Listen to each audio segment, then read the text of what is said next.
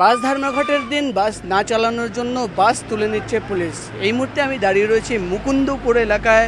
মুকুন্দপুরের ঠিক এই জায়গায় তিনটি বাস স্ট্যান্ড রয়েছে, 24/1A, পাশাপাশি 16D, আরেকটি 1A। এই তিনটি বাস স্ট্যান্ড ঠিক এই জায়গায়, কিন্তু বাকি দুটি রুটের বাস চলছে, কিন্তু 24/1A রুটের বাস চলছে না। তাই জন্য আজকে সকালে পুলিশের আধিকারিকরা এখানে পৌঁছে গেছেন, রেকার নিয়ে আসা হয়েছে, রেকার দিয়ে বাস তুলে নেওয়া হচ্ছে।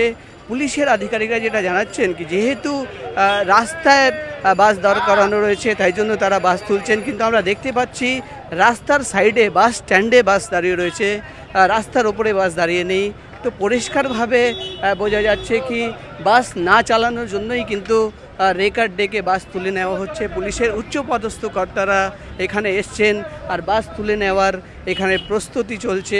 কিছুক্ষণের মধ্যেই কিন্তু পুলিশ কর্মীরা কিন্তু বাস এখান থেকে তুলে নিয়ে থানায় চলে যাবেন। তারা যেটা জানাচ্ছেন কি তারা অভিযোগ পেয়েছিলেন তাই জন্য বাস তুলে নেওয়া হচ্ছে, কিন্তু আমরা দেখতে পাচ্ছি বাস স্ট্যান্ডে দাঁড়িয়ে রয়েছে। কোনো ধরনের কোনো অভিযোগ এলাকার বাসিন্দারা বলছে তারা করেননি।